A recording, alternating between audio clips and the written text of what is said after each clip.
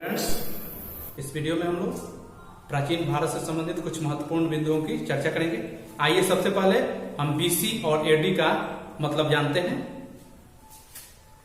BC का full form होता है बिफोर क्राइस्ट। हिंदी में बीसी के लिए ईपू लिखा जाता है। इसका पूर्ण रूप होता है ईसा पूर्व। ई से दीर्घ ई से ईसा और पू से पूर्व, ईसा पूर्व। आप तिथियों के साथ ईपू का प्रयोग देखते हैं, उसे इंग्लिश में बीसी कहा जाता है। उसका फुल फॉर्म होता है बिफोर क्राइस्ट। इसका मतलब क्या हुआ? ईसा मसीह के स्वीकृत जन्म तिथि से पहले की तिथियों को दर्शाने के लिए प्रयोग। बीसी का प्रयोग या ईपू का प्रयोग ईसा मसीह के स्वीकृत जन्म तिथि से पहले की तिथियों को दर्शाने के लिए होता है। ईसा मसीह के जन्म से पहले की तिथियों को दर्शाने के लिए हम बीसी या ईपू का प्रयोग करते हैं। अब एडी, एडी ई दिल्ली, एनो डोमिनी, एनो डोमिनी ईस्वी का पूर्ण रूप हुआ ईस्वी सन। एनो डोमिनी लैटिन भाषा का दो शब्द है। एनो डोमिनी का तात्पर्य ईसा मसीह के जन्म के वर्ष से। एनो डोमिनी का तात्पर्य ईसा मसीह के जन्म के वर्ष से है। अब यहां सीई लिखा गया, CE common era, BCE before common era. CE is used instead of AD. आजकल एडी के बदला में सीई का प्रयोग होता है, कॉमन एरा।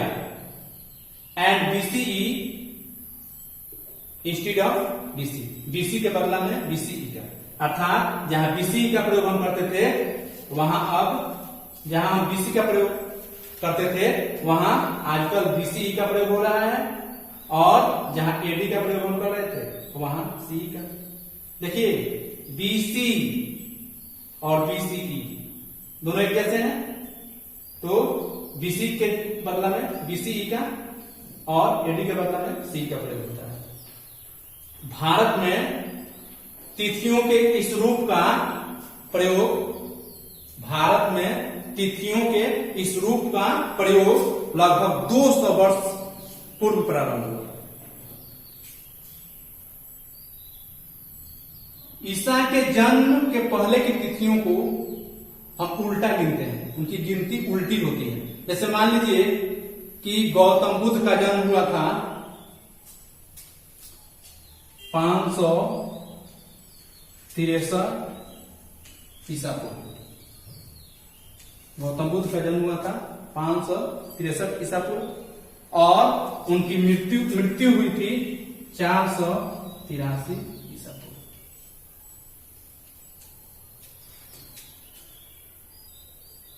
तो बहुत लोग यह समझेंगे कि ईसा मसीह का जन्म बाद में हुआ, मृत्यु पहले हुआ, लेकिन नहीं। ईसा मसीह के जन्म के पहले की तिथियों को हम उल्टा गिनते हैं।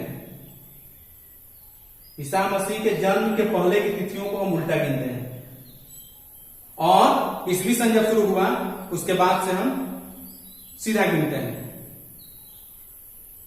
या उल्टी गिनती है। ईसा मसीह के जन्म के 563 वर्ष पहले, ईसा मसीह के जन्म के ईपू मतलब ईसा मसीह के जन्म के, ईसा मसीह के जन्म के 563 साल पहले गौतम बुद्ध का जन्म हुआ, तथा ईसा मसीह के जन्म के 483 वर्ष पूर्व गौतम बुद्ध की मृत्यु हो गई। तो आइए कुछ और बिंदुओं को देखते हैं। एक और बात ध्यान दीजिए कि आजकल बीपी का भी प्रयोग होता है। बीपी का अर्थ होता है बिफोर प्रेजेंट, अर्थात वर्तमान से पहले। आजकल बीपी का भी प्रयोग होता है, इसका अर्थ होता है बिफोर प्रेजेंट, अर्थात वर्तमान से पहले। आइए कुछ और बिंदुओं को देखें। देखिए कुछ पॉइंट्स लिखे गए हैं। वैदिक काल का विभाजन 2 भागों में किया गया है। वैदिक काल को 2 भागों में बांटा गया है। ग्रीक वैदिक काल 1500 से 1000 ईसा पूर्व, 1500 से 1000 ईसा पूर्व, तथा उत्तर वैदिक काल 1000 से 600 ईसा पूर्व। पहले ऋग्वैदिक काल, क्योंकि ईसा पूर्व है इसलिए उधर की गिनती उल्टी होती है। 1500 से 1000 ईसा पूर्व को ऋग्वैदिक काल, इस काल में ऋग्वेद की रचना हुई थी। दूसरा उत्तर वैदिक काल 1000 से 600 ईसा पूर्व, इस काल में बाकी वेदों की एवं उपनिषदों इत्यादि की रचना हुई थी। आर्य सर्वप्रथम पंजाब एवं अफगानिस्तान में बसे। मैक्स मुलर ने आर्यों का मूल निवास स्थान मध्य एशिया को माना है। सभी याद करने वाले पॉइंट्स हैं। आर्यों द्वारा निर्मित सभ्यता वैदिक सभ्यता कहलाई। आर्यों ने जिस सभ्यता को निर्मित किया उन्हें वैदिक सभ्यता कहा गया, उस सभ्यता को वैदिक सभ्यता कहा गया। आर्यों द्वारा निर्मित सभ्यता ग्रामीण थी। ऋग्वेद की भाषा प्राक संस्कृत या वैदिक संस्कृत कहलाती है। ऋग्वेद की भाषा प्राक संस्कृत या वैदिक संस्कृत कहलाती है। विद्यालय में आप जो संस्कृत पढ़ते हैं उस संस्कृत से यह संस्कृत थोड़ा भिन्न है। ऋग्वेद की रचना आज से करीब 35 साल पहले हुई। इसमें 1000 से अधिक प्रार्थनाएं हैं, अर्थात 1028 प्रार्थनाएं हैं। इन प्रार्थनाओं को सूक्त कहा जाता है। सूक्त का अर्थ होता है अच्छी तरह से बोला गया। सूक्त का अर्थ होता है अच्छी तरह से बोला गया। तो ऋग्वेद में 10 मंडल, 1028 सूक्त तथा 10,462 ऋचाएं हैं। ऋचाओं की संख्या के बारे में विद्वानों में मत एक नहीं है, विद्वानों का मत अलग अलग है।